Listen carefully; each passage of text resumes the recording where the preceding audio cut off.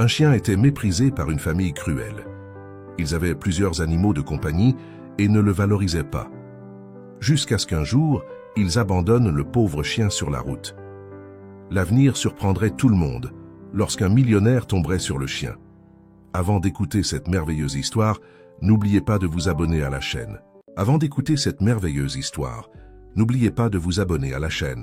Au sommet d'une colline entourée d'un vaste jardin méticuleusement entretenu se dressait l'imposant manoir des vents. Avec ses murs de marbre blanc et ses hautes fenêtres, qui reflétèrent le soleil couchant, la propriété était un témoignage silencieux de la richesse et du pouvoir de son unique occupant, Auguste Moreau. À 55 ans, Auguste était considéré comme l'un des hommes les plus riches et influents du pays. Son empire entrepreneurial s'étendait des technologies de pointe aux grands projets immobiliers.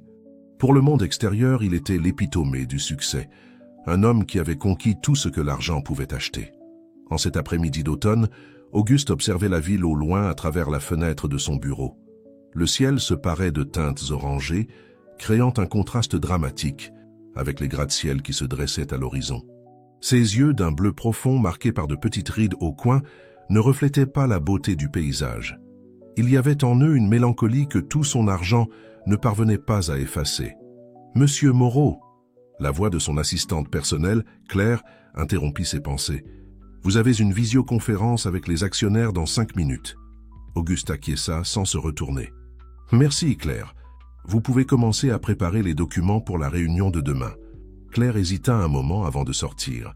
Elle travaillait pour Auguste depuis des années et bien qu'elle maintienne une relation strictement professionnelle, elle ne pouvait s'empêcher de remarquer le poids de la solitude qui semblait envelopper son patron comme une ombre constante. De nouveau seul, Auguste ajusta sa cravate de soie et s'assit à son bureau en acajou. L'écran de l'ordinateur s'alluma, montrant des visages souriants et anxieux. Les actionnaires, toujours avides de plus de profit, plus d'expansion, plus de pouvoir. « Bonjour messieurs », commença Auguste, sa voix grave et contrôlée. « Nous allons analyser les chiffres du dernier trimestre. » La réunion dura presque 2 heures. Des graphiques, des projections et des stratégies furent discutés en détail. Auguste conduisait tout avec la précision d'un chef d'orchestre, son esprit aiguisé disséquant chaque proposition, anticipant les problèmes, proposant des solutions. C'était en cela qu'il excellait. C'était pour cela qu'il vivait. Ou du moins, c'était de cela qu'il essayait de se convaincre. Lorsque la dernière connexion fut coupée, Auguste s'adossa à son fauteuil en cuir, épuisé. Ce n'était pas une fatigue physique, mais une lassitude qui venait de l'intérieur, du plus profond de son être. Il regarda autour de son bureau luxueux, rempli d'œuvres d'art très coûteuses et de meubles au design exclusif. Tout ici criait richesse et pouvoir, mais murmurait solitude. Le son de son téléphone portable le ramena à la réalité. C'était sa sœur, Béatrice. « Auguste, mon cher, comment vas-tu ?» La voix mielleuse de Béatrice fit froncer les sourcils à Auguste. Elle ne l'appelait ainsi que lorsqu'elle voulait quelque chose. « Je vais bien, Béatrice, que se passe-t-il ?»« Oh, rien de spécial. Je voulais juste te rappeler que l'anniversaire du petit Henri approche. Tu sais comme les enfants adorent les cadeaux de leur oncle riche. » Auguste soupira intérieurement. « Bien sûr, Béatrice, j'enverrai quelque chose d'approprié. Tu es un amour. Ah, et puisqu'on parle d'argent, tu sais ce nouveau projet dont je t'ai parlé? Eh bien, j'ai besoin d'un petit investissement initial. » La conversation se prolongea encore quelques minutes, Béatrice élaborant des plans grandioses qui, Auguste le savait, ne sortiraient jamais du papier. Quand il raccrocha enfin, il se sentit encore plus vide. C'était toujours ainsi. Famille, amis, connaissances, tous semblaient graviter autour de lui, attirés non par qui il était, mais par ce qu'il possédait. Auguste ne pouvait s'empêcher de se demander si quelqu'un se souciait vraiment de lui, au-delà de son patrimoine. Fatigué, il décida de mettre fin à sa journée. Il sortit du bureau et parcourut les longs couloirs du manoir, ses pas résonnant dans le silence. Les murs étaient ornés de peintures précieuses et de photographies d'Auguste avec des célébrités et des leaders mondiaux. Des sourires forcés, des poignées de main répétées, tout semblait si vide maintenant. En arrivant dans sa chambre, Auguste s'arrêta devant le miroir. L'homme qui le regardait en retour semblait un étranger. Cheveux gris parfaitement coiffés, costume impeccable, posture droite, l'image du succès. Mais les yeux racontaient une histoire différente. Il se coucha dans son lit king size, sentant le poids du silence autour de lui. Le manoir était trop grand pour un seul homme. Parfois, il imaginait ce que ce serait d'avoir quelqu'un avec qui partager tout cela. Pas par intérêt, mais par véritable affection. Ses pensées vagabondèrent vers sa jeunesse, vers les rêves qu'il avait avant que la quête du succès ne consume tout. Il se souvint à quel point il était passionné par la musique, comme il aimait jouer de la guitare dans les cercles d'amis. Quand avait-il joué pour la dernière fois? Il ne s'en souvenait même plus. Le sommeil tarda à venir, et quand il arriva enfin, il fut agité et peuplé de rêves confus. Auguste se vit courir dans un labyrinthe de miroirs, poursuivant une figure qu'il n'arrivait pas à atteindre. À chaque tournant, il ne voyait que des reflets de lui-même, de plus en plus vieux et solitaires. Il se réveilla en sursaut au son du réveil. Une nouvelle journée commençait, identique aux précédentes. Il se leva mécaniquement, se prépara pour une nouvelle journée de réunions, de négociations et de décisions qui affecteraient des millions de personnes. Pendant qu'il prenait son petit déjeuner, préparé avec précision par son équipe d'employés, et servi dans l'immense salle à manger où il s'asseyait seul, Auguste contempla l'agenda du jour. Rien ne l'animait vraiment. C'était une routine bien rodée, un rôle qu'il jouait depuis si longtemps qu'il ne savait plus qui il était derrière le masque du magnate accompli. « Monsieur », Claire apparut à la porte de la salle à manger, « la voiture est prête pour vous conduire au bureau. » Auguste acquiesça, se levant. Avant de sortir, il s'arrêta un moment devant l'une des énormes fenêtres qui donnaient sur le jardin. Dehors, le monde semblait vivant, plein de possibilités. Les oiseaux chantaient dans les arbres, le vent soufflait doucement, portant le parfum des fleurs. Pendant un bref instant, Auguste ressentit une pointe d'envie pour cette liberté, cette simplicité. Mais le moment passa, et il se reprit.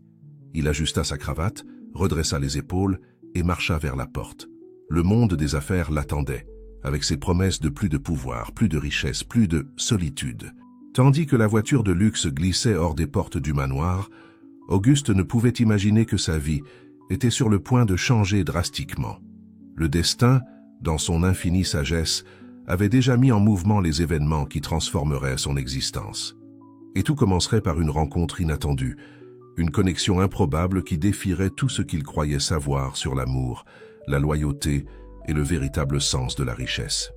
Mais pour l'instant, alors que le chauffeur manœuvrait dans les rues animées de la ville, Auguste Moreau continuait d'être juste un homme riche et solitaire de plus, prisonnier de sa cage dorée, inconscient que la clé de sa libération était plus proche qu'il ne pouvait l'imaginer. La journée d'Auguste Moreau suivit son cours habituel, remplie de réunions interminables et de décisions corporatives qui pesaient sur ses épaules. À la fin de l'après-midi, épuisé et l'esprit surchargé, il décida de faire quelque chose d'inhabituel, rentrer chez lui à pied, congédiant son chauffeur. « Vous êtes sûr, monsieur ?» demanda le chauffeur, visiblement surpris. « Oui, Jean. J'ai besoin de me dégourdir les jambes un peu. On se voit demain. » Alors qu'il marchait dans les rues animées du centre-ville, Auguste se sentit étrangement anonyme.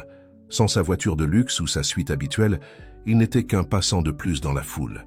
Il y avait quelque chose de libérateur dans cette sensation. Le soleil commençait à se coucher, peignant le ciel de teintes orange et rose. Auguste décida de couper par un parc à proximité.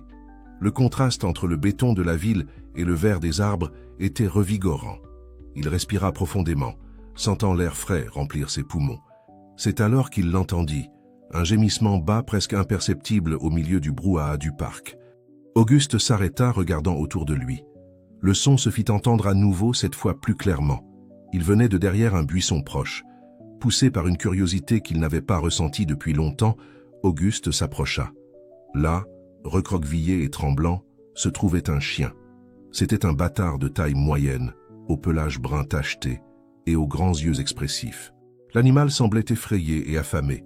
Auguste resta paralysé un moment, ne sachant comment réagir. Il n'avait jamais eu beaucoup de contact avec les animaux, encore moins avec un chien errant. Sa première inclination fut de s'éloigner, de reprendre sa marche et de laisser le problème à quelqu'un d'autre. Mais quelque chose dans les yeux du chien le retint. Il y avait là un mélange de peur et d'espoir qui toucha Auguste d'une manière inattendue. Lentement, il s'accroupit, tendant la main vers l'animal. « Hé, mon gars, tout va bien.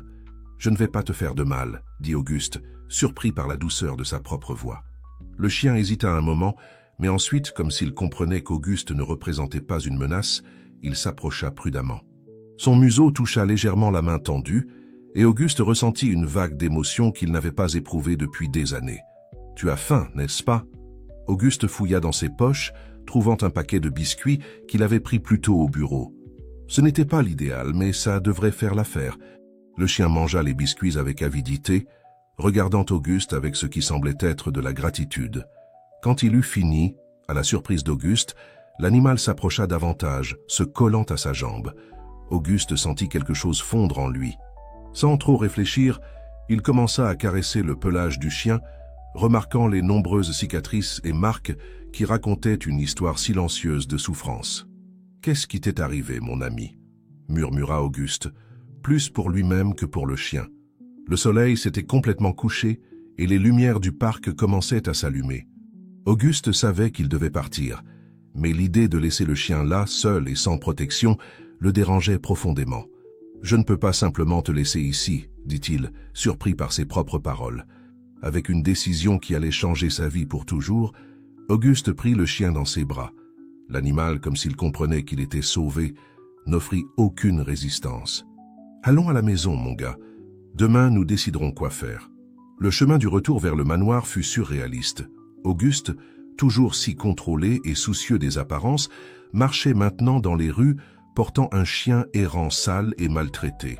Les gens regardaient, certains avec curiosité, d'autres avec désapprobation. Mais pour la première fois depuis longtemps, Auguste se moquait de ce que les autres pensaient. En arrivant aux portes du manoir, le garde de nuit, M. Olivier, faillit tomber à la renverse de surprise. « Monsieur Moreau, vous allez bien ?»« Je vais très bien, Olivier. J'ai juste amené un invité pour passer la nuit. » À l'intérieur du manoir, la réaction ne fut pas différente. La gouvernante, Madame Cécile, une dame austère qui travaillait pour Auguste depuis des décennies, resta bouche bée en voyant son patron entrer avec le chien dans les bras. « Bon Dieu, qu'est-ce que c'est, monsieur Auguste ?»« Ceci, Cécile, est un chien, » répondit Auguste avec un ton d'amusement qui le surprit lui-même. « Et il va avoir besoin d'un bain et de quelque chose à manger. Pouvez-vous vous en occuper, s'il vous plaît ?» Encore abasourdie, Madame Cécile acquiesça et sortit précipitamment pour exécuter les ordres. Auguste emmena le chien dans l'une des nombreuses salles du manoir, le déposant doucement sur un tapis persan très coûteux. « Eh bien, je pense qu'il faut te donner un nom, » dit Auguste, observant l'animal qui regardait maintenant autour de lui avec curiosité. « Que dirais-tu de Max ?» Le chien inclina la tête, comme s'il considérait le nom puis remua la queue. « Max, ce sera alors » rit Auguste. Cette nuit-là, pour la première fois depuis des années, le manoir des vents prit vie. Il y avait du mouvement, du bruit, une énergie différente dans l'air. Auguste supervisa personnellement le bain de Max, riant quand le chien se secoua et mouilla tout le monde autour. Ensuite, dans la cuisine, Auguste surprit le chef particulier en lui demandant de préparer un repas spécial pour Max. Quelque chose de nutritif, adapté à un chien qui a besoin de retrouver la santé, instruisit-il. Pendant que Max mangeait avec appétit, Auguste l'observait, ressentant un étrange mélange d'émotions. Il y avait de l'inquiétude, bien sûr. Que ferait-il avec un chien? Il ne savait rien sur la façon de s'occuper des animaux. Mais il y avait aussi une sensation de but, de joie. C'était difficile à définir. Et plus tard, quand tous les employés s'étaient déjà retirés, Auguste emmena Max dans sa chambre. Il improvisa un lit avec des coussins moelleux et des couvertures, le plaçant à côté de son propre lit king size. « J'espère que tu es confortable là, mon ami, » dit Auguste, se couchant. À sa surprise, Max se leva de son lit improvisé et sauta sur le lit d'Auguste, se blottissant à côté de lui. Pendant un moment, Auguste pensa à renvoyer le chien au sol. Mais alors, regardant ses yeux confiants, il céda. « Juste pour aujourd'hui, d'accord ?» Cette nuit-là, Auguste dormit mieux que depuis des années. Il n'y eut pas de cauchemar, ni l'insomnie habituelle. Juste un sommeil profond et réparateur bercé par la respiration rythmée de Max à ses côtés. Quand le soleil se leva, apportant un nouveau jour, Auguste se réveilla en se sentant différent. Il y avait une légèreté dans sa poitrine, une sensation que quelque chose d'important avait changé. Max dormait encore tranquillement à côté de lui. Auguste l'observa un moment, un sourire involontaire se formant sur ses lèvres. Il savait qu'il avait des décisions importantes à prendre. Que ferait-il avec Max ? Comment s'occuperait-il de lui? Sa vie agitée permettrait-elle la présence d'un animal de compagnie? Mais pour la première fois depuis longtemps, Auguste ne se sentait pas accablé par ses décisions. Au contraire, Il se sentait énergisé, même anxieux, de relever ces nouveaux défis. Avec précaution pour ne pas réveiller Max, Auguste se leva et alla à la fenêtre. Le soleil se levait sur la ville, baignant tout d'une lumière dorée et prometteuse. Regardant cette vue familière, Auguste eut l'impression de la voir pour la première fois. « Eh bien, Max, » dit-il doucement, regardant le chien qui commençait à s'étirer sur le lit, « je pense que nos vies viennent de changer. » Et avec ces mots, Auguste Moreau fit le premier pas dans un voyage qui l'amènerait à redécouvrir le sens de l'amour, de la loyauté et de la vraie richesse. Un voyage qui avait commencé par un simple acte de bonté dans un parc de la ville et qui continuerait à se dérouler de manière qu'il n'aurait jamais pu imaginer. Les jours qui suivirent l'arrivée de Max furent une montagne russe d'émotions et de découvertes pour Auguste Moreau. La routine méticuleusement construite au fil des ans fut complètement bouleversée par la présence du nouveau compagnon canin. Dès le premier matin, Auguste se trouva face à un dilemme qu'il n'avait jamais imaginé affronter. Comment concilier ses responsabilités entrepreneuriales avec les soins dont Max avait besoin? « Claire, appela-t-il par l'interphone, j'ai besoin que vous annuliez mes engagements de ce matin. » De l'autre côté de la ligne, il y eut un moment de silence abasourdi. « Annulé, monsieur? Mais la réunion avec les investisseurs chinois? Reportez-la à la semaine prochaine. Une affaire personnelle urgente est survenue. » En raccrochant l'interphone, Auguste regarda Max qui l'observait avec des yeux pleins d'attente. « Eh bien, mon grand, je pense que nous devons faire quelques achats. » L'aller au magasin pour animaux fut une expérience surréaliste pour Auguste. Habitué aux environnements corporatifs et aux boutiques de luxe, il se retrouva perdu parmi les étagères de jouets colorés, de différents types de nourriture et d'accessoires pour animaux de compagnie. « Je peux vous aider, monsieur ?» demanda une jeune vendeuse, remarquant son expression confuse. « Ah oui, j'ai adopté un chien, Max, et j'ai besoin de... tout, je pense. » La vendeuse sourit avec compréhension. « Première fois en tant que propriétaire d'animal? Ne vous inquiétez pas, nous allons monter un kit complet pour Max. » 2 heures plus tard, Auguste sortit du magasin avec la voiture pleine de sacs. Il y avait des colliers, des laisses, des lits, des jouets, de la nourriture premium, des friandises, des shampoings spéciaux et même une petite brosse à dents pour chien. De retour au manoir, Max accueillit Auguste avec enthousiasme, remuant frénétiquement la queue. « Regarde ce que je t'ai rapporté, mon gars », dit Auguste, surpris par son propre ton animé. Tout en déballant les achats, Auguste se surprit à sourire. Il y avait quelque chose de réconfortant à prendre soin d'un autre être vivant, à se préoccuper des besoins de quelqu'un d'autre que soi-même. Les jours suivants furent une période d'adaptation pour les deux. Auguste apprit, non sans quelques difficultés, à établir une routine pour Max. Les promenades matinales dans le jardin du manoir devinrent une partie essentielle de sa matinée, retardant souvent son arrivée au bureau. « Monsieur Moreau, vous êtes différent », commenta Claire un matin, remarquant les poils de chien sur le costume impeccable d'Auguste. Il sourit, quelque chose qu'il faisait plus fréquemment ces derniers temps. « Différent comment, Claire? Je ne sais pas exactement. Plus détendu, peut-être? Plus heureux ?» Auguste réfléchit à cela tout en révisant quelques contrats. C'était vrai, il se sentait différent. La présence de Max avait apporté une nouvelle perspective à sa vie. Les nuits solitaires avaient été remplacées par des séances de jeux et de câlins. Les matins, autrefois remplis uniquement de nouvelles financières, incluaient maintenant des promenades revigorantes. Mais tout n'était pas rose. Max, s'adaptant encore à sa nouvelle vie, avait parfois des accidents dans la maison, au désespoir de Madame Cécile. « Monsieur Auguste, ce tapis était une relique », se lamenta-t-elle après un incident particulièrement désastreux. « Ne vous inquiétez pas, Cécile. Les tapis peuvent être remplacés », répondit Auguste à la surprise de tous. L'ancien Auguste aurait été furieux d'une telle négligence. Au fil des jours, Auguste commença à remarquer des changements subtils en lui-même. Ses décisions dans les affaires, autrefois froides et calculatrices, semblaient maintenant prendre en compte un facteur humain qu'il ne considérait pas auparavant. Lors d'une réunion particulièrement tendue sur les réductions de personnel, Auguste surprit tout le monde en proposant des alternatives qui préservèrent les emplois. « Mais cela affectera nos bénéfices à court terme », argumenta l'un des directeurs. « Parfois, la valeur d'une entreprise ne se mesure pas seulement aux chiffres d'un tableau », répondit Auguste, pensant à comment la loyauté et l'affection de Max n'avaient pas de prix. À la maison, la relation entre Auguste et Max s'approfondissait. L'homme d'affaires se surprenait à parler au chien, partageant ses pensées et ses préoccupations d'une manière qu'il n'avait jamais faite avec personne. « Tu sais, Max, dit-il un soir, alors qu'ils se détendaient tous les deux sur la terrasse, « je pense que tu m'enseignes plus que je ne pourrais l'imaginer. » Max inclina la tête comme s'il comprenait et posa son museau sur les genoux d'Auguste. Cependant, tous ne voyaient pas d'un bon œil ce changement chez Auguste. Sa sœur Béatrice fut choquée en visitant le manoir et en trouvant Max confortablement installé dans le salon. « Mon Dieu, Auguste, qu'est-ce qui t'a pris?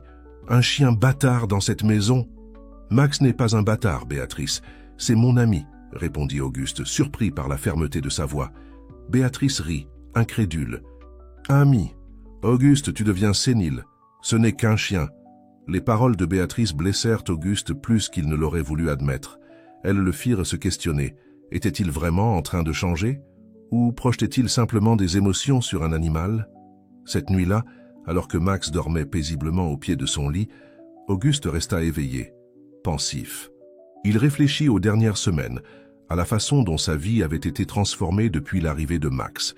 Il se souvint de comment il était avant, froid, calculateur, plaçant toujours les affaires en premier. Maintenant, il se surprenait à considérer l'impact de ses décisions sur la vie des gens. Il souriait plus, se souciait davantage des autres. « Est-ce de la folie ?» chuchota-t-il pour lui-même. Comme pour répondre à sa question, Max se leva, somnolent, et s'approcha, posant sa tête sur les genoux d'Auguste. Ce geste simple et affectueux fit monter les larmes aux yeux de l'homme d'affaires. Non, ce n'était pas de la folie, c'était de la croissance. C'était apprendre à voir le monde d'une nouvelle perspective, à travers les yeux loyaux et aimants d'un être qui ne se souciait pas de son compte en banque ou de son statut social. À ce moment-là, Auguste prit une décision. Il ne permettrait pas que les opinions des autres, même celles de sa famille, diminuent ce qu'il était en train de construire avec Max. Cette nouvelle version de lui-même, plus compatissante et ouverte, était quelque chose qu'il voulait explorer et développer. « Merci, mon ami, » murmura Auguste, caressant les oreilles de Max. « Je crois que tu es en train de me sauver. » Les jours suivants apportèrent de nouveaux défis et découvertes. Auguste commença à se renseigner sur les soins aux chiens, fasciné par un monde qui lui était auparavant totalement étranger. Il engagea un dresseur pour aider à l'éducation de Max, mais insista pour participer activement au processus. Au bureau, ses employés remarquèrent le changement. Le patron autrefois redouté semblait maintenant plus accessible, plus humain. Certains se demandèrent si cela ferait de lui un leader plus faible. Mais il devint vite évident que la nouvelle approche d'Auguste améliorait en réalité l'environnement de travail et la productivité. Un après-midi, alors qu'il se promenait avec Max dans le parc où il l'avait trouvé, Auguste eut une idée. Il observa d'autres propriétaires de chiens, les interactions entre les animaux, la joie simple qui émanait de ces relations. « Et si nous pouvions aider plus de chiens comme toi, Max ?» demanda-t-il, une idée commençant à se former dans son esprit. Cette nuit-là, Auguste resta tard dans son bureau à la maison, recherchant des informations sur les refuges pour animaux, les programmes d'adoption et les lois de protection animale. Une nouvelle passion était en train de naître, une qui combinait son savoir-faire entrepreneurial avec ce nouveau côté compatissant que Max avait éveillé. Quand il alla enfin se coucher, Auguste ressentit une excitation qu'il n'avait pas éprouvée depuis des années. Il avait un nouveau but, une nouvelle direction pour sa vie et ses ressources. « Demain sera un nouveau jour, Max, » dit-il, tandis que le chien se blottissait à ses côtés. « Et je pense que nous avons beaucoup de travail devant nous. » Avec ces pensées, Auguste s'endormit, rêvant de possibilités qu'il n'aurait jamais envisagées quelques semaines auparavant. La transformation initiée par une rencontre fortuite dans un parc continuait, promettant de mener Auguste et Max vers des chemins inattendus et gratifiants. Le soleil s'était à peine levé quand Auguste se réveilla, une énergie renouvelée pulsant dans ses veines. Max, sentant l'agitation de son maître, leva la tête, le regardant avec curiosité. « C'est un grand jour, mon ami, » dit Auguste, caressant les oreilles de Max. « Nous allons commencer quelque chose de nouveau. » Après une promenade matinale plus longue que d'habitude, Auguste se dirigea vers le bureau avec une détermination qui surprit même sa fidèle assistante, Claire. « Claire, j'ai besoin que vous annuliez mes engagements pour les 2 prochaines semaines, annonça-t-il dès son entrée. « 2 semaines ?» répéta Claire, abasourdie. « Mais monsieur, la fusion avec l'entreprise allemande, peut attendre, interrompit Auguste, une lueur différente dans les yeux. Nous avons quelque chose de plus important à faire. Dans les heures qui suivirent, Auguste plongea dans un tourbillon de recherche et de planification. Il convoqua une équipe de ses meilleurs employés, incluant des avocats, des comptables et des experts en marketing. « Messieurs, commença-t-il, face au groupe réuni en urgence, nous sommes sur le point de nous embarquer dans un nouveau projet. Un projet qui, je le crois, changera non seulement notre entreprise, mais aussi la vie de beaucoup. » Avec une passion inhabituelle, Auguste exposa sa vision. Une fondation dédiée au sauvetage et à la réhabilitation d'animaux abandonnés, avec un accent particulier sur les chiens. Le projet ne serait pas seulement une initiative caritative, mais une entreprise complète, comprenant des cliniques vétérinaires à bas coût, des programmes d'éducation sur la possession responsable d'animaux et même une gamme de produits pour animaux de compagnie, dont les revenus seraient reversés à la cause. « Mais monsieur, » intervint l'un des avocats, « c'est complètement différent de tout ce que nous avons fait jusqu'à présent.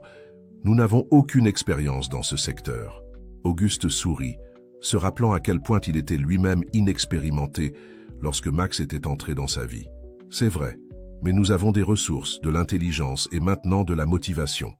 Le reste, nous l'apprendrons en chemin. » La nouvelle de la nouvelle entreprise d'Auguste Moreau se répandit rapidement. Des journalistes commencèrent à appeler, curieux de ce changement drastique de direction de l'un des plus grands hommes d'affaires du pays. Au milieu de toute cette agitation, Auguste n'oublia pas le catalyseur de tout cela. Chaque soir, peu importe à quel point il était épuisé, il réservait du temps pour Max. De longues promenades, des séances de jeu et des moments calmes de camaraderie devinrent son refuge au milieu de la frénésie du lancement d'une nouvelle entreprise. Une semaine après l'annonce initiale, Auguste décida de visiter personnellement l'un des plus grands refuges pour animaux de la ville. Ce qu'il vit lui brisa le cœur. Des centaines de chiens et de chats, beaucoup dans des conditions précaires, tous aspirant à un foyer. « Comment faites-vous face à tout cela ?» demanda-t-il à la coordinatrice du refuge, une femme d'âge moyen nommée Marie, dont les yeux portaient le poids d'innombrables histoires tristes. « Nous faisons ce que nous pouvons avec le peu que nous avons, » répondit-elle, fatiguée mais déterminée. « Chaque animal sauvé, chaque adoption réussie est une victoire. » Cette visite solidifia la conviction d'Auguste. Sur le chemin du retour, il passa plusieurs appels, accélérant le processus de création de la fondation. « Je veux que nous soyons opérationnels dans 1 mois, » instruisit-il son équipe. Alors qu'Auguste se consacrait corps et âme au nouveau projet, tous ceux autour de lui ne comprenaient pas ou ne soutenaient pas son changement soudain. Sa sœur, Béatrice, apparut au manoir un soir visiblement perturbée. « Auguste, as-tu perdu la tête ?» exigea-t-elle de savoir. « Abandonner des affaires lucratives pour jouer au sauveur de chiens errants ? Je n'abandonne rien, Béatrice, » répondit Auguste calmement, tandis que Max observait la scène avec attention. « J'étends, je crée quelque chose de significatif. » « Significatif ?» Béatrice rit sans humour. « Et l'héritage de la famille ? La fortune que nos parents ont construite. » Auguste regarda Max qui s'approcha et posa son museau sur sa main, comme pour offrir son soutien. « Le véritable héritage, Béatrice, c'est l'impact positif que nous laissons dans le monde, et c'est ce que j'ai l'intention de faire. » La discussion se prolongea, Béatrice alternant entre supplications et menaces voilées. Quand elle partit enfin, Auguste se sentit épuisé, mais plus déterminé que jamais. « Ça ne va pas être facile, n'est-ce pas, Max ?» murmura-t-il, s'enfonçant dans son fauteuil préféré. Le chien sauta sur ses genoux, quelque chose qui aurait été impensable quelques semaines auparavant, et Auguste se surprit à sourire malgré le stress. Les jours qui suivirent furent un tourbillon d'activités. Auguste plongea tête la première dans la création de la fondation, participant activement à chaque aspect. Il visita d'autres refuges, parla avec des vétérinaires et des spécialistes du comportement animal, et passa même une journée entière à accompagner une équipe de sauvetage. Au milieu de tout cela, il remarqua un changement en lui-même. L'homme qui ne se souciait auparavant que des profits et des acquisitions se surprenait maintenant à être ému par des histoires de sauvetage réussies. Son cœur se serrait à la vue d'animaux maltraités et se remplissait de joie en assistant à des adoptions. Un après-midi, alors qu'il examinait les plans de la première clinique vétérinaire de la Fondation, Auguste reçut un appel inattendu. « Monsieur Moreau ?» dit une voix féminine à l'autre bout de la ligne. « C'est Marie du refuge que vous avez visité. »« Bonjour Marie. Y a-t-il un problème ? En fait, nous avons une situation délicate. Nous avons reçu un chien dans un état critique. Il a besoin d'une intervention chirurgicale urgente. Mais nous n'avons pas les ressources. » Avant qu'elle ne puisse finir, Auguste était déjà debout. « Donnez-moi l'adresse de la clinique. J'y serai dans 20 minutes. » Des heures plus tard, Auguste se retrouva dans une salle d'attente d'une clinique vétérinaire, anxieux d'avoir des nouvelles. Le chien, un vieux labrador nommé Duc, avait été abandonné et était dans un état lamentable. Quand le vétérinaire sortit enfin de la salle d'opération, le sourire sur son visage en disait long. « Il va s'en remettre », annonça-t-il. À ce moment-là, voyant le soulagement sur le visage de Marie et des bénévoles du refuge, Auguste sut qu'il était sur la bonne voie. Ceci, sauver des vies, faire la différence, c'était ce qui donnait maintenant un sens à son existence. De retour au manoir, tard dans la nuit, Auguste s'assit avec Max dans le jardin, contemplant les étoiles. « Tu sais, Max, dit-il, sa voix douce dans la nuit calme, je crois que j'ai enfin compris ce que c'est que d'être vraiment riche. Ça n'a rien à voir avec l'argent en banque. » Max posa sa tête sur le genou d'Auguste, ses yeux reflétant la lumière de la lune. Dans ce moment de paix, Auguste ressentit une immense gratitude pour le chemin que la vie lui avait présenté. Le lendemain, la fondation Cœurs à Pattes serait officiellement lancée. Il y avait beaucoup de travail à venir, des défis à surmonter et des cœurs à conquérir. Mais Auguste Moreau, l'homme qui autrefois n'était connu que pour sa fortune, était prêt à affronter tout cela. Avec Max à ses côtés et un nouveau but dans le cœur, il savait que chaque jour apporterait non seulement de nouveaux défis, mais aussi de nouvelles opportunités de faire le bien et de devenir une meilleure personne.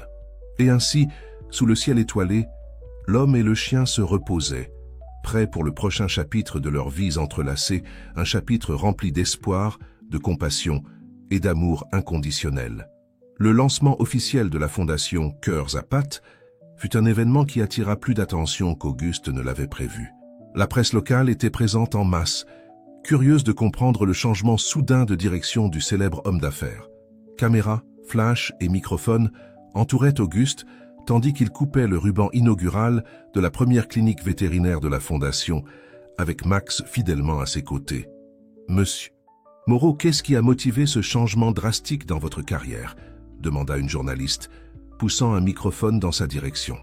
Auguste regarda Max, qui remuait calmement la queue à ses côtés, indifférent au tumulte. « Parfois, répondit-il avec un sourire, nous avons besoin d'un ami à quatre pattes pour nous montrer ce qui compte vraiment dans la vie. » Les semaines qui suivirent furent intenses. Auguste partageait son temps entre la gestion de ses affaires traditionnelles et le développement de la nouvelle fondation. Les nuits étaient souvent passées penchées sur des rapports et des tableurs, avec Max dormant à ses pieds. Cependant, tout ne se déroulait pas aussi facilement qu'Auguste l'espérait. La clinique vétérinaire était toujours pleine, ce qui était bon, mais révélait aussi l'énorme demande de soins accessibles pour les animaux. Le refuge associé à la fondation atteignit rapidement sa capacité maximale, forçant Auguste à chercher plus d'espace et de ressources. Un après-midi particulièrement stressant, alors qu'Auguste luttait avec des problèmes logistiques, il reçut une visite inattendue dans son bureau. C'était Claire, son assistante, qui semblait nerveuse. « Monsieur Moreau, il y a quelque chose que je dois vous montrer, » dit-elle, lui tendant un dossier. Intrigué, Auguste ouvrit le fichier. Au fur et à mesure qu'il lisait, son visage devenait de plus en plus pâle. C'était un rapport détaillé sur un réseau de trafic d'animaux opérant dans la ville, impliquant des personnes influentes, y compris certains de ses propres associés d'affaires. « Claire, c'est... Comment avez-vous obtenu ces informations ?» Claire prit une profonde inspiration. « J'ai un frère qui travaille dans la police. Il enquête sur cette affaire depuis des mois, mais il y a beaucoup de pression pour étouffer tout ça. » Auguste sentit un mélange de colère et de détermination grandir en lui. « Cela ne peut pas continuer, » déclara-t-il, sa voix ferme. Dans les jours qui suivirent, Auguste se plongea dans sa propre enquête, utilisant ses contacts et ses ressources pour déterrer plus d'informations sur le réseau de trafic. Ce qu'il découvrit le horrifia, des animaux élevés dans des conditions déplorables, vendus comme des marchandises, et souvent abandonnés lorsqu'ils n'étaient plus utiles. Un soir, alors qu'il travaillait tard dans son bureau à la maison, Auguste entendit un bruit étrange venant du jardin. Max, qui dormait à ses pieds, se leva brusquement, les oreilles en alerte. « Qu'est-ce que c'était, mon gars ?» murmura Auguste, se levant pour enquêter. En ouvrant la porte de derrière, Auguste fut choqué par ce qu'il vit. Là, tremblant et visiblement blessé, se trouvait un chiot. Ses pattes étaient attachées, et il y avait des marques évidentes de maltraitance sur son petit corps. Sans hésiter, Auguste prit le chiot dans ses bras et le ramena à l'intérieur. Max les suivit, reniflant le nouveau venu avec curiosité et inquiétude. « Mon Dieu, qui pourrait faire une chose pareille ?» murmura Auguste, examinant soigneusement le chiot. C'est alors qu'il remarqua quelque chose accroché au collier improvisé de l'animal. Un morceau de papier avec un message griffonné. « Arrêtez d'enquêter ou le prochain sera le vôtre. » Un frisson parcourut l'échine d'Auguste. Son enquête sur le trafic d'animaux n'était pas passée inaperçue, et maintenant il recevait des menaces directes. Cette nuit-là, tout en prenant soin du chiot secouru et en observant Max dormir paisiblement, Auguste réfléchit au chemin qu'il avait choisi. Il savait qu'il s'attaquait à des intérêts puissants, qu'il se mettait en danger. Mais en regardant les deux chiens, l'un qui avait changé sa vie et l'autre qu'il venait de sauver, il sut qu'il ne pouvait pas reculer. Le lendemain matin, Auguste convoqua une réunion d'urgence avec son équipe de la Fondation et certains de ses avocats les plus fiables. « La situation est plus grave que nous ne l'imaginions », commença-t-il, sa voix chargée de détermination. « Mais nous ne reculerons pas. Nous allons intensifier nos efforts. » Dans les jours qui suivirent, Auguste travailla sans relâche. Il augmenta la sécurité autour du manoir et de la Fondation, mais refusa de réduire ses activités. Au contraire, il élargit la portée de Cœurs à pattes, lançant une campagne de sensibilisation sur le trafic d'animaux et faisant pression pour des lois plus strictes. Le chiot secouru, qu'Auguste nomma Vaillant, devint un symbole de la lutte de la Fondation. Son histoire, soigneusement diffusée par les médias, toucha les cœurs et apporta encore plus de soutien à la cause. Cependant, les menaces continuèrent. Auguste recevait des appels anonymes, des emails intimidants et même des tentatives de sabotage du travail de la Fondation. Mais chaque obstacle ne faisait que renforcer sa résolution. Un soir, alors qu'il se promenait avec Max et Vaillant dans le jardin du manoir, Auguste eut une épiphanie. Il réalisa que sa vie avait acquis un but qui allait bien au-delà de l'accumulation de richesses ou de pouvoir. Il luttait pour quelque chose de plus grand que lui-même, quelque chose qui pouvait faire une réelle différence dans le monde. « Vous deux avez changé ma vie », dit-il au chien qui le regardait avec adoration. « Et maintenant, ensemble, nous allons changer la vie de beaucoup d'autres. » Cette nuit-là, Auguste fit une promesse à lui-même et à ses fidèles compagnons canins. Il ne se reposerait pas tant qu'il n'aurait pas démantelé le réseau de trafic d'animaux et fait de Cœurs à pattes une force imparable dans la protection et le soin des animaux. Avec cette détermination renouvelée, Auguste se prépara à affronter les défis à venir. Il savait que le chemin serait difficile, qu'il y aurait des obstacles et des dangers. Mais avec Max et Vaillant à ses côtés, et avec la force de sa conviction, il était prêt pour n'importe quelle bataille. L'homme qui autrefois ne se souciait que des profits et du pouvoir était maintenant en première ligne d'une lutte pour la compassion et la justice. Et malgré les risques, Auguste Moreau ne s'était jamais senti aussi vivant ou accompli. À mesure que la nuit avançait, Auguste, Max et Vaillant retournèrent au manoir, unis non seulement par des liens d'affection, mais par un objectif commun.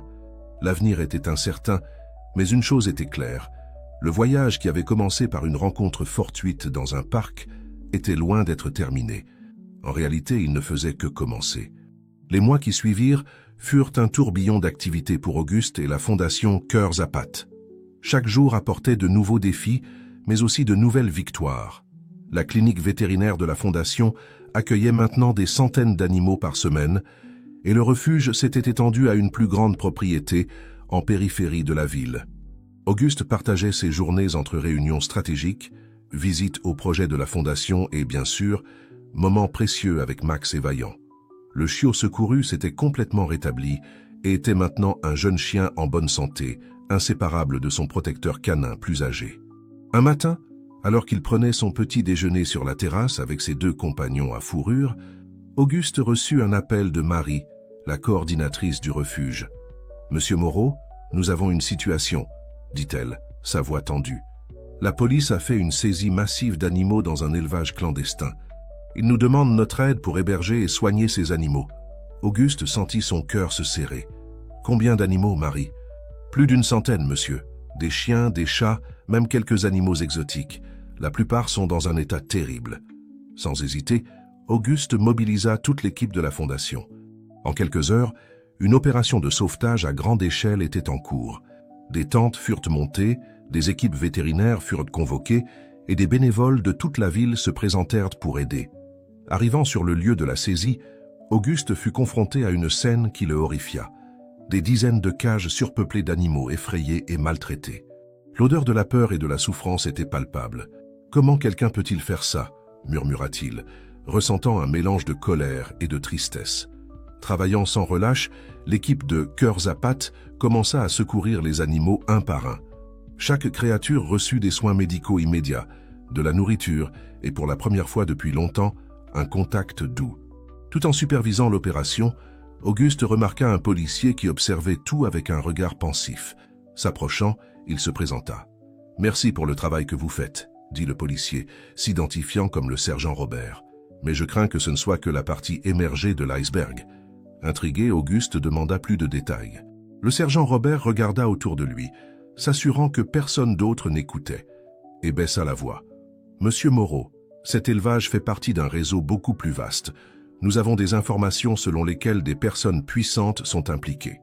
Des gens qui n'aiment pas que leurs affaires soient interrompues, si vous voyez ce que je veux dire. » Auguste sentit un frisson parcourir son échine, se souvenant des menaces qu'il avait reçues. « Sergent, que pouvez-vous me dire d'autre à ce sujet ?» Le policier hésita. « Officiellement, rien. Mais, disons que si quelqu'un voulait enquêter plus en profondeur, je suggérerais de jeter un œil au port international.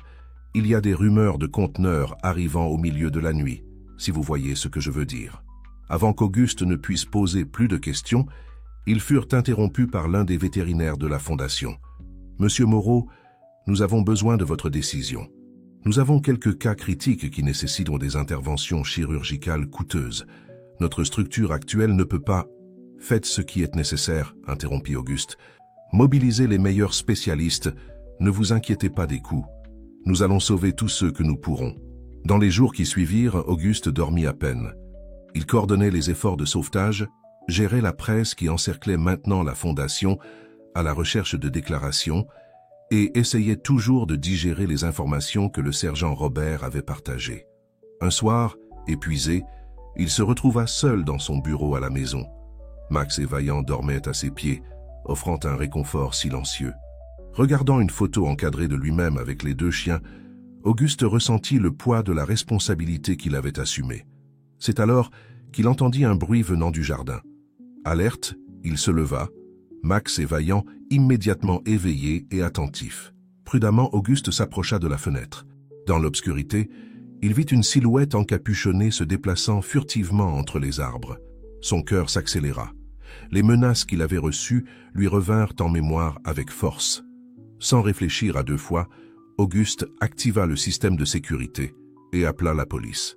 Quelques minutes plus tard, qui semblèrent une éternité, des sirènes de police purent être entendues s'approchant. La silhouette mystérieuse s'enfuit, ne laissant derrière elle qu'une enveloppe accrochée au tronc d'un arbre. Quand la police eut finalement sécurisé la zone, Auguste, les mains tremblantes, ouvrit l'enveloppe.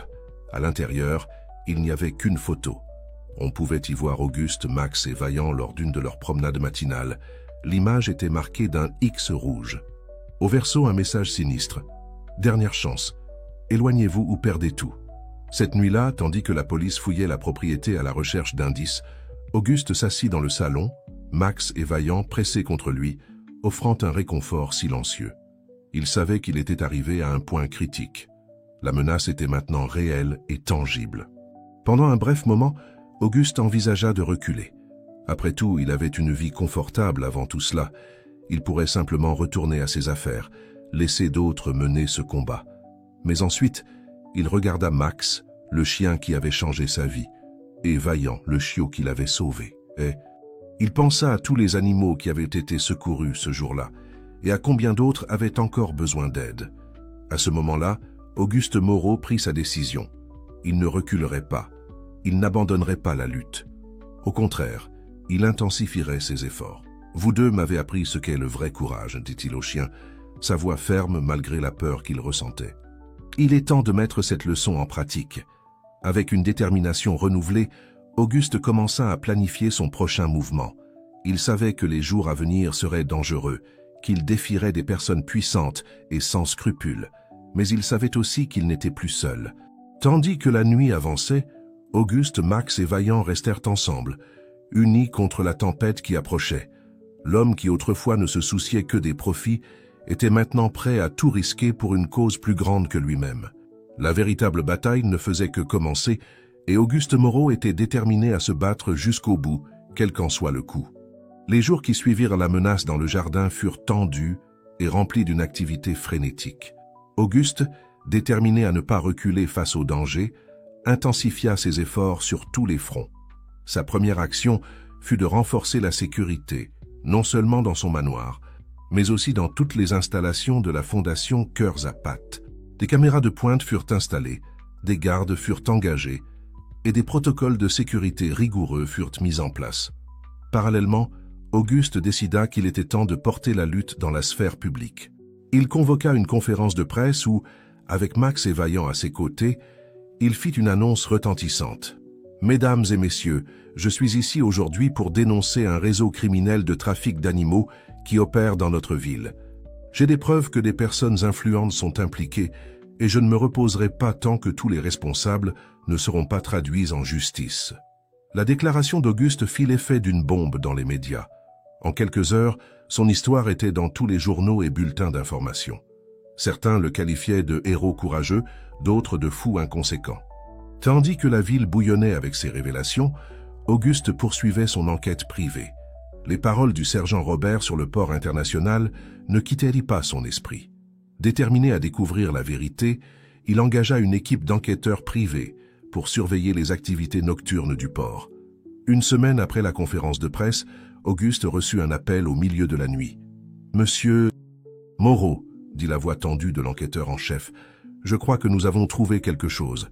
Un conteneur suspect est en train d'être déchargé en ce moment même. » Sans hésiter, Auguste bondit hors du lit, réveillant Max et Vaillant dans le processus. « J'arrive, » dit-il en filant déjà une veste. « Monsieur, je ne pense pas que ce soit sûr, » commença l'enquêteur, mais Auguste avait déjà raccroché. Quelques minutes plus tard, Auguste était dans sa voiture, conduisant vers le port. Max et Vaillant, sentant la tension de leur maître, étaient agités sur le siège arrière. En arrivant à proximité du port, Auguste se gara dans une rue latérale sombre et continua à pied, les chiens à ses côtés. De loin, il pouvait voir des lumières et du mouvement près de l'un des entrepôts.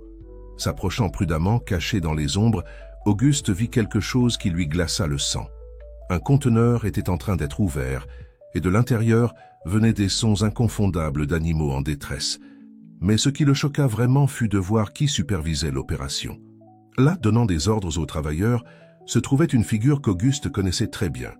Son propre beau-frère, Richard, le mari de sa sœur Béatrice. Auguste eut l'impression que le sol s'était dérobé sous ses pieds. Richard, l'homme qui fréquentait sa maison, qui jouait avec ses neveux, était impliqué dans ce réseau criminel. Avant qu'il ne puisse complètement assimiler ce qu'il voyait, Auguste entendit un grognement bas. Vaillant avait détecté quelque chose. Se retournant rapidement, il se retrouva face à face avec deux hommes à l'apparence menaçante. « Tiens, tiens !» dit l'un d'eux, un sourire cruel se formant sur ses lèvres. « On dirait qu'on a un intrus. » Tout se passa très vite après cela. Max et Vaillant se placèrent de manière protectrice devant Auguste, grognant contre les hommes. Il y eut des cris, le bruit de gens qui couraient, et puis le son assourdissant de sirènes de police qui s'approchaient. Dans le chaos qui s'ensuivit, Auguste vit Richard tenter de s'enfuir. Sans réfléchir, il se lança à la poursuite de son beau-frère, Max et Vaillant sur ses talons. « Richard !» cria Auguste, le rattrapant et l'attrapant par le bras. « Comment as-tu pu t'impliquer là-dedans ?» Le visage de Richard était un masque de fureur et de peur. « Tu ne comprends pas, Auguste. Il y a plus en jeu ici que tu ne peux l'imaginer. » Avant que Richard ne puisse en dire plus, ils furent encerclés par des policiers. Le sergent Robert était parmi eux, un regard de détermination sur son visage. « Monsieur Moreau, écartez-vous, s'il vous plaît, » dit-il, menottant Richard. « Nous avons beaucoup à discuter. » Les heures suivantes furent un tourbillon de dépositions, de déclarations à la presse et de révélations choquantes. Le réseau de trafic d'animaux était plus vaste et plus complexe que quiconque ne l'avait imaginé, impliquant des politiciens, des hommes d'affaires et même des figures du système judiciaire. Quand Auguste rentra enfin chez lui, le soleil se levait déjà. Épuisé, mais avec un sens du devoir renouvelé, il s'assit sur la terrasse, Max et Vaillant fidèlement à ses côtés. « Vous avez été très courageux aujourd'hui, » dit-il aux chiens, caressant leur tête. « Je ne sais pas ce qui serait arrivé si vous n'aviez pas été là. » Tout en observant le lever du soleil, Auguste réfléchit à la façon dont sa vie avait changé. D'un homme d'affaires focalisé uniquement sur les profits, il était devenu un défenseur infatigable des animaux, prêt à tout risquer pour cette cause. Le chemin à venir était encore long et rempli de défis. Il y aurait des procès, d'autres enquêtes, et sans aucun doute, de la résistance de la part de ceux qui voulaient maintenir le statu quo. Mais Auguste savait qu'il n'était plus seul dans cette lutte. Regardant Max, le chien qui avait initié tout ce voyage, et Vaillant, le symbole de tous les animaux qui avaient encore besoin d'être sauvés, Auguste sentit une vague de détermination l'envahir. « Nous avons encore beaucoup de travail devant nous, mes amis, » dit-il, sa voix pleine d'émotion. « Mais ensemble, nous allons faire la différence. Nous allons construire un monde où tous les animaux seront traités avec l'amour et le respect qu'ils méritent. » Et ainsi, alors qu'un nouveau jour commençait, Auguste Moreau, Max et Vaillant se préparaient pour le prochain chapitre de leur voyage. Un voyage de courage, de compassion et d'amour inconditionnel, qui avait transformé non seulement leur vie, mais aussi les vies d'innombrables animaux et personnes autour d'eux. La bataille était loin d'être terminée, mais avec chaque nouveau lever de soleil, l'espoir d'un avenir meilleur pour tous les êtres vivants grandissait plus fort. 5 ans s'étaient écoulés depuis cette nuit fatidique au port.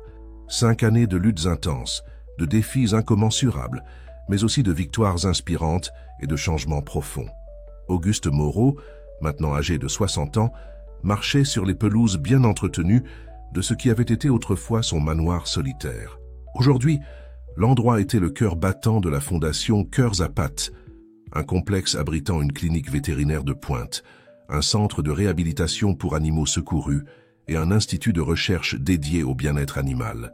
À ses côtés, comme toujours, se trouvaient Max et Vaillant. Max, maintenant un vieux chien, se déplaçait plus lentement, mais ses yeux brillaient toujours de la même loyauté et du même amour. Vaillant, en pleine maturité, était l'image de la force et du courage que son nom suggérait. « Regardez tout ça, mes amis, » dit Auguste, s'arrêtant pour observer l'activité dans la cour centrale. Des bénévoles allaient et venaient, promenant des chiens, nourrissant des chats secourus et offrant de l'affection à des animaux qui, il n'y a pas si longtemps, ne connaissaient pas le contact doux d'une main humaine. Le chemin jusqu'ici n'avait pas été facile. Les révélations sur le réseau de trafic d'animaux avaient secoué la société. Le procès de Richard et de ses complices s'était étendu sur des années, exposant couche après couche de corruption et de cruauté. Auguste avait témoigné d'innombrables fois, faisant face à des menaces et des tentatives de diffamation.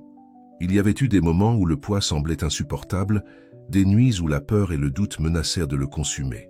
Mais à chacun de ces moments, Max et Vaillant étaient là, offrant un réconfort silencieux et lui rappelant pourquoi il se battait. La transformation d'Auguste n'était pas passée inaperçue. De magnate impitoyable à défenseur infatigable des animaux, son parcours avait inspiré des milliers de personnes.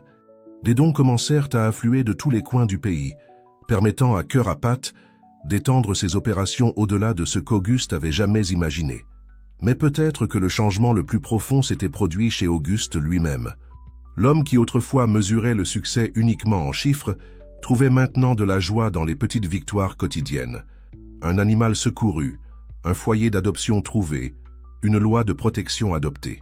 Alors qu'il marchait dans le complexe, Auguste fut abordé par une jeune vétérinaire, Dr Lucie, l'une des nombreux professionnels talentueux attirés par la réputation de la Fondation. « Monsieur Moreau », l'appela-t-elle, un sourire illuminant son visage, « nous avons d'excellentes nouvelles. Lola, cette chienne que nous avons sauvée du laboratoire clandestin le mois dernier, répond enfin au traitement. Elle a fait ses premiers pas aujourd'hui. » Auguste sentit une vague d'émotion l'envahir. Il se souvenait bien de Lola, un beagle qui avait passé des années à être utilisé pour des expériences cruelles. Quand elle avait été secourue, elle pouvait à peine bouger, terrifiée par tout contact humain. « C'est merveilleux, docteur Lucie. Puis-je la voir ?» Quelques minutes plus tard, Auguste était dans le centre de réhabilitation, observant avec des yeux humides tandis que Lola, hésitante mais déterminée, faisait des pas tremblants vers un jouet. À ses côtés, Max et Vaillant observaient calmement, comme s'il comprenait l'importance du moment. « Voyez-vous, mes amis, chuchota Auguste au chien, c'est pour cela que nous faisons ce que nous faisons. » Ce soir-là, de retour dans son bureau, maintenant beaucoup plus modeste que l'ancien, car la majeure partie du manoir avait été convertie pour l'usage de la fondation, Auguste réfléchissait à son parcours. Son regard se posa sur une photographie encadrée. Lui, beaucoup plus jeune et sérieux, dans un costume coûteux, posant devant l'un de ses gratte-ciel. À côté, une photo récente, Auguste souriant, entouré de chiens et de chats secourus, Max et Vaillant fièrement à ses côtés. Le contraste ne pouvait être plus grand, et pourtant Auguste savait qu'il n'avait jamais été aussi riche qu'aujourd'hui. Riche en but, en compassion, en amour. Un aboiement doux le tira de ses pensées. Max et Vaillant étaient à la porte, le regardant avec expectative. C'était l'heure de la promenade nocturne, une tradition qu'il maintenait depuis des années. Sous le ciel étoilé, marchant dans les jardins de la Fondation, Auguste ressentit une paix profonde. L'air était rempli des sons nocturnes des animaux, non plus enfermés dans des cages, mais libres et en sécurité. « Vous savez, dit-il au chien, quand je t'ai trouvé, Max, dans ce parc il y a des années, je pensais que je sauvais un chien abandonné. Je ne savais pas que, en réalité, c'était toi qui me sauvais. » Max leva les yeux, son regard sage rencontrant celui d'Auguste. Vaillant, toujours alerte, accéléra le pas comme s'il voulait protéger leur petit groupe familial. Auguste sourit, ressentant une immense gratitude. « Vous deux m'avez appris le véritable sens de la loyauté, de l'amour inconditionnel. Vous m'avez montré qu'il y a des choses beaucoup plus précieuses que l'argent ou le pouvoir. » Arrivant à un banc favori, Auguste s'assit, les chiens s'installant à ses pieds. Regardant le ciel, il pensa à tous les défis qui les attendaient encore. Il y avait tant à faire, tant d'animaux ayant encore besoin d'aide, tant d'esprits à changer. Mais là, dans ce moment de quiétude, avec ses fidèles compagnons à ses côtés, Auguste Moreau savait qu'il était exactement où il devait être, faisant exactement ce qu'il devait faire. « L'avenir est brillant, mes amis, dit-il doucement. Et ensemble, nous continuerons à faire la différence, un animal à la fois. » Max et Vaillant, comme s'ils comprenaient chaque mot, appuyèrent leur tête contre les jambes d'Auguste.